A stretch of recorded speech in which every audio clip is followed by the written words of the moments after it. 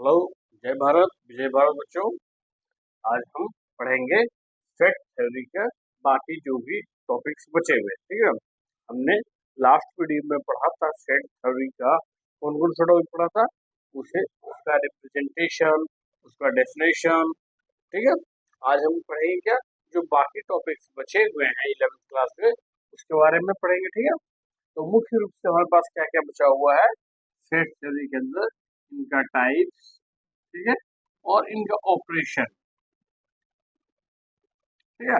यानी कि कितने प्रकार के सेट होते हैं और फिर उसके बीच में क्या क्या ऑपरेशन है, यानी क्या फंक्शन नंबर्स होते हैं, एडिशन सब्ट्रैक्शन जिस प्रकार होता है नंबर के बीच में, उस प्रकार से यहाँ पर भी कुछ ऑपरेशन है सेट के बीच में, दो सेट के बीच में, उनके बारे में हम देखेंगे, ठीक है ना, वन बाय वन।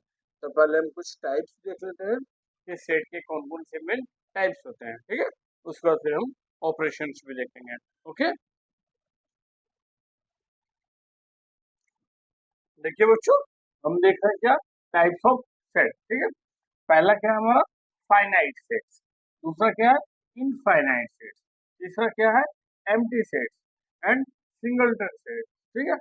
अब इन सबका क्या होगा डेफिनेशन, कैसे हम पहचानेंगे कि जो सेट गिवन है वो हमारा फाइनाइट है, इनफाइनाइट है या एम्प्टी है या फिर सिंगलटन है। तो नेम से पता चल रहा है फाइनाइट मीन्स क्या होगा, तो the sets which has limit of number of the element, ठीक है। यानी ऐसा कोई भी ग्रुप जो हमें बनाना हो उसका डेफिनेशन गिवन होगा और हमें वो ग्रुप बनाना है जिसमें डाटा क्या है वो लिमिट में रहेगा, अनलिमिटेड डाटा नहीं होगा, कुछ 10 होगा, 15 होगा, 5 होगा, जो भी डाटा होगा वो लिमिट में होगा, उनका नंबर क्या है लिमिट में है, तब उससे हम क्या कहेंगे फाइनाइट सेट्स, यानी उनका नंबर फिक्स होगा, 8 होगा, 10 होगा, 15 होगा, ठीक है ना। जैसे एग्जाम्पल के लिए हम क्या लिख सकते हैं, ये हमारा कोई सेट है जिसका एक्स एलिमेंट है, ठीक है, और ये जो एक्स है is an even number less than 10, ठीक है। हमने क्या लिखा, एक सेट है जिसका एक्स कोई भी एलिमेंट होगा, ये जो x is N even number less than 10, यानी 10 से छोटा हो और इवन नंबर हो, तो इसका अगर हम लिखते हैं रोस्टर फॉर्म तो हमारे पास क्या होगा 2 4 6 8, यही तो होगा हमारा, ठीक है। तो इसमें कितना है लिमिट है ना, सिर्फ 4 एलिमेंट्स है, ठीक है। यानी ये अनलिमिटेड नहीं आ रहा, सिर्फ ही 4 ही है, तो ये हमारा क्या कहलाएगा फाइनाइट, यानी इसका नंबर ऑफ एलिमेंट जो है वो फाइनाइट है, इसलिए इसे हम क्या कहेंगे फाइनाइट सेट, यानी परिमित सेट, ठीक है। हिंदी में हम इसे क्या कहेंगे परिमित समुच्चय, क्योंकि इसके जो हमारे एलिमेंट्स हैं इस सेट के एलिमेंट है वो परिमित है, फिक्स है, ज्यादा नहीं है, अनलिमिटेड नहीं है, ठीक है। सेकंड हमारा था इनफाइनाइट सेट, यानी अपरिमित, तो क्या हो जाएगा इसका जस्ट अपोजिट होगा a set which has infinite number of element, ठीक है। यानी जब इसे हम रोस्टर फॉर्म में लिखेंगे तो हमारे पास जो भी डाटा आएगा, जो सा लिस्ट आएगा वो लिस्ट क्या होगा अनलिमिटेड होगा, उसका एंड नहीं होगा, ठीक है ना। जैसे एग्जांपल के लिए suppose A is the set in which X is an element where X is N even number, even number, ठीक है। अब देखिए अगर हम इसका रोस्टर फॉर्म लिखेंगे लिस्टिंग के रूप में तो हमारे पास क्या आएगा, ये इक्वल टू क्या हो जाएगा 2 4 6 8 10 12 and so on dot dot dot, ठीक है। यानी वो कहाँ तक होगा इनफाइनाइट हो जाएगा, उसका कभी भी एंड नहीं होगा, क्योंकि यहाँ क्या बोल रहा है x is N even number, तो इवन नंबर तो कुछ भी हो सकता है, उसका कोई लिमिट तो है नहीं, ठीक है। तो ये क्या होगा अनलिमिटेड हो गया, इसमें नंबर ऑफ एलिमेंट जो हो गया वो अनलिमिटेड हो गया, ठीक है। इसलिए हम इसे क्या कहेंगे इनफाइनाइट सेट्स, ओके। थर्ड हमारा क्या था एम्प्टी सेट्स, नाम से पता चल रहा है मतलब खाली कुछ है ही नहीं इसमें, ठीक है। एम्प्टी सेट्स में क्या हुआ, ऐसा सेट जो बिल्कुल खाली हो जिसमें कोई एलिमेंट हो ही नहीं, अब वो ऐसा कौन सा ग्रुप बनेगा, ऐसा कैसे ग्रुप बनाएंगे जिसमें कोई एलिमेंट ही नहीं हो, तो ग्रुप ही नहीं कहलाएगा, नहीं, कंडीशन गिवन होगा, यानी कोई ऐसा दिया होगा डेफिनेशन जिसकी बेस पे यदि हम लिस्टिंग करें तो उस लिस्टिंग में हमारा कोई नंबर नहीं आना चाहिए, कोई डेटा नहीं आएगा, तब उसे क्या कहेंगे, एम्प्टी सेट्स। ठीक है, फॉर एग्जाम्पल अगर हम यहाँ लिखते हैं A is the set in which X is an element where X is an odd number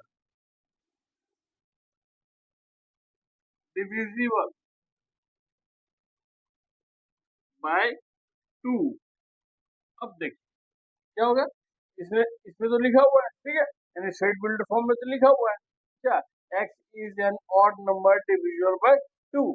अब अगर हम इसका लिस्टिंग करें तो क्या है ऐसा कोई ऑड नंबर जो 2 से डिवाइड होगा, नहीं है ना, कोई भी ऑड नंबर नहीं होगा जो 2 से डिवाइड होगा, तो इसका आंसर क्या होगा, कुछ है ही नहीं इसमें।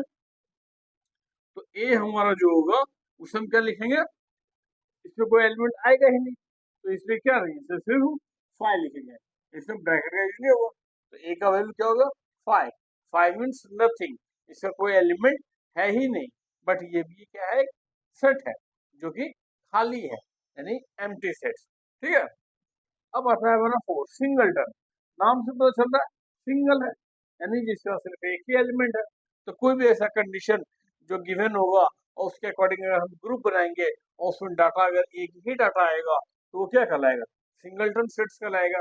ठीक है, जैसे एग्जांपल के लिए हम लिखते हैं suppose we take a set A in which X is an element where X is prime number.